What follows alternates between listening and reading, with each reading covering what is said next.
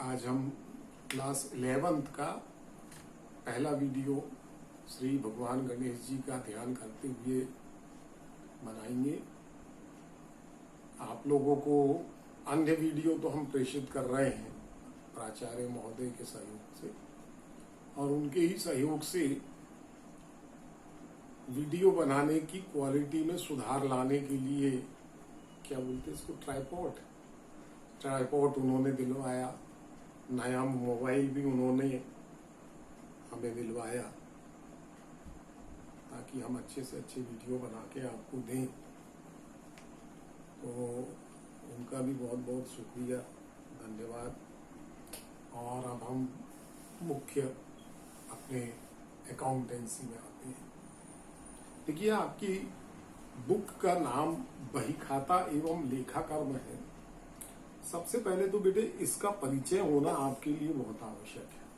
एकदम से नई क्लास में आके और आप बैठेंगे और एक नया विषय आपके सामने आएगा और चैलेंजिंग रहती है बात, क्योंकि आप लोग क्लास 1 से लेके क्लास 10 तक के बही खाता लेखा कर्म नाम की कोई भी चीज नहीं पढ़ते।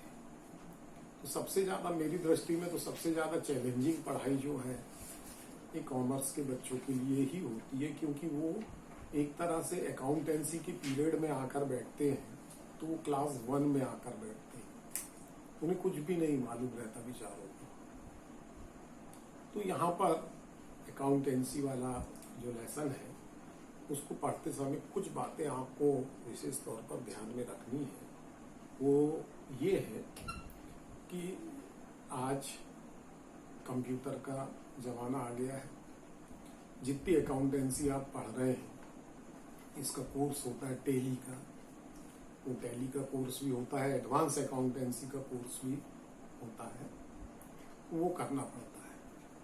सर्विस के लिए तो अनेक रास्ते आपके यहाँ से खुलते चले जाते हैं। अपने स्कूल में बहुत से पढ़े हुए बच्चे आज अकाउंटेंट का काम कर रहे हैं। प्राइवेट में भी अकाउंटेंसी का काम घर में लाकर करने के लिए मिल जाता है, बशर्ते हम उसे ईमानदारी से सीखें। अब ईमानदारी से सीखने के लिए थोड़ा सा श्रम करना पड़ेगा। देखिए, हम आपको हिंदी में ही पढ़ाएंगे, है ना, लेकिन आपको जो मैथ्स करनी है ना बेटे, वो इंग्लिश में करना है और बहुत कठिन नहीं है। छोटे छोटे शब्द आएंगे जैसे कैश, फर्नीचर, बैंक। मैं नहीं समझता इनकी स्पेलिंग आपसे ना बनती है।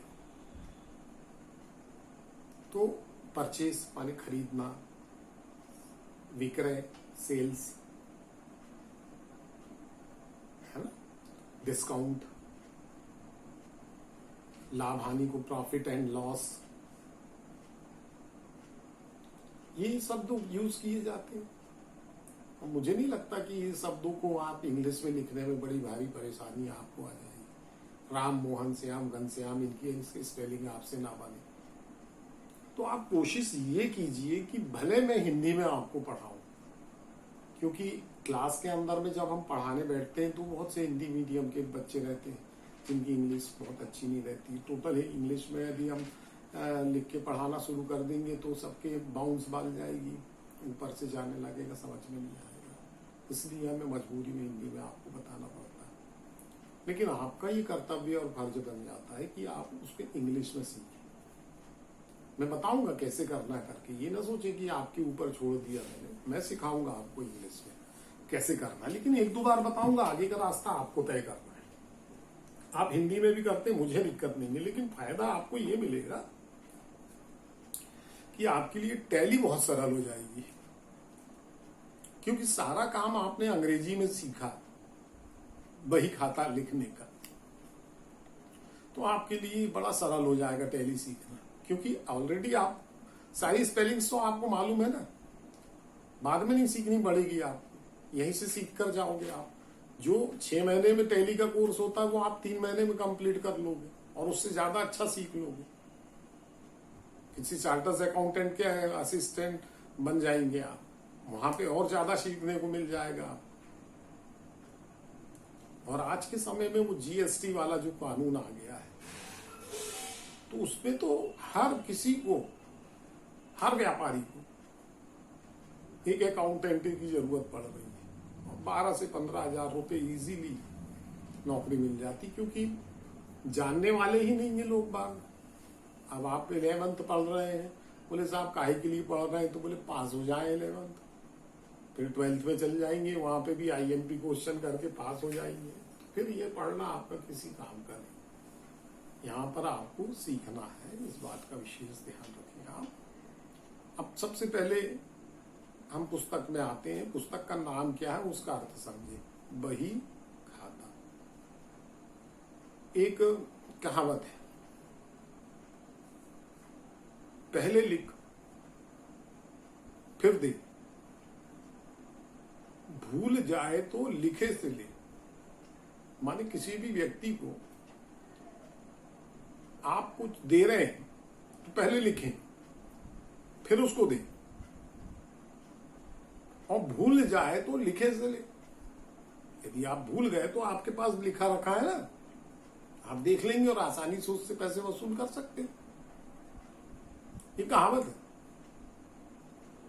और उसी तरीके से यहां पर भी बही खाते में, हमारे भारतवर्ष में आज से व्यापार नहीं हो रहा है, दसों हजार वर्ष पूर्व से व्यापार हो रहा, और बही खाता लिखे जा रहे हैं। ये बही खाते लिखे क्यों जाते हैं साहब? माने हम टोटल जो बिजनेस कर रहे हैं, उसमें जो माल हम जो खरीद रहे हैं, जो बेच रहे हैं, है ना, हमें उसमें प्रॉफिट हो रहा है कि नहीं हो रहा है, इसका पता तभी चल पाएगा जब हम हमारे बिजनेस में हिसाब किताब को व्यवस्थित तरीके से लिखेंगे, अन्यथा पता ही नहीं लग पाएगा।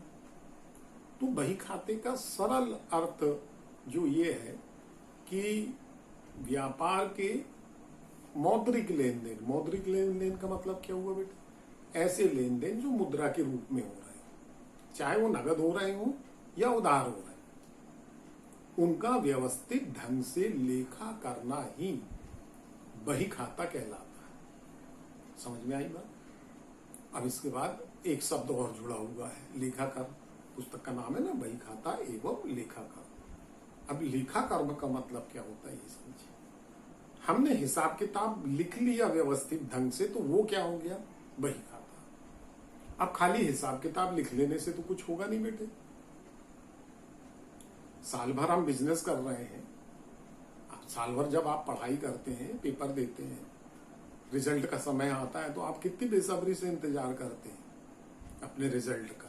उसी तरीके से एक व्यापारी साल भर व्यापार करता है, वो भी तो ये देखना चाहता है ना कि उसको कितना लाभ हुआ, हानि हुई, प्रॉफिट में उसके वृद्धि होती चली जा रही या नहीं हो रही है, बिजनेस तरक्की कर रहा है या नहीं चल रहा, कर रहा है, इसका पता कहां से लगेगा? तो बेटा बही खाते के बाद अगला स्टेप होता है लेखा कर्म का। लेखा कर्म को आप संक्षिप्त में ये समझ लीजिए अभी, क्योंकि ब्लैक बोर्ड की व्यवस्था नहीं है। जैसे ही ब्लैक बोर्ड की व्यवस्था हो जाएगी, हम बड़े आसानी के साथ आपको गणित के वीडियो भी देना शुरू कर देंगे। उसमें कोई प्रॉब्लम वाली बात नहीं, और आसानी से आपके साथ हर चीज समझ में आए।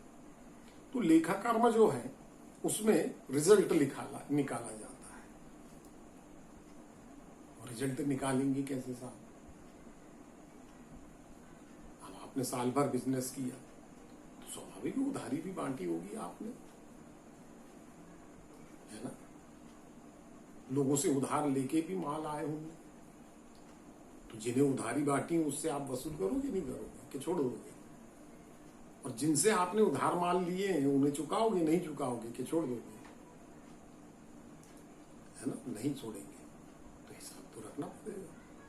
तो ये लेखा कर्म में क्या होता है? रिजल्ट निकलता है, प्रॉफिट एंड लॉस निकाला जाता है। अब उस प्रॉफिट और लॉस को निकालने के लिए अलग अलग चरण होते हैं, उन पर हम विस्तृत चर्चा बाद में करेंगे। आज तो केवल मैंने आपको बही खाता और लेखा कर्म जो होता है इसका अर्थ क्या होता है ये बताया।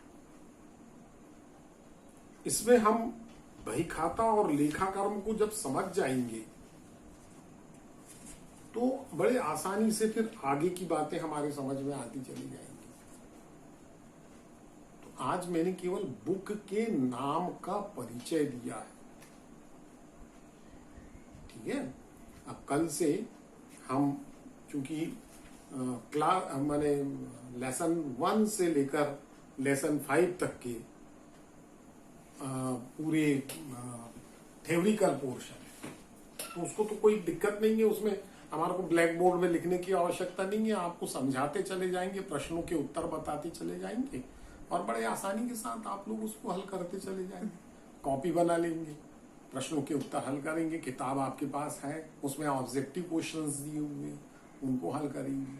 पूरे लेसन को हम आपको आसानी से समझाते चले जाएंगे।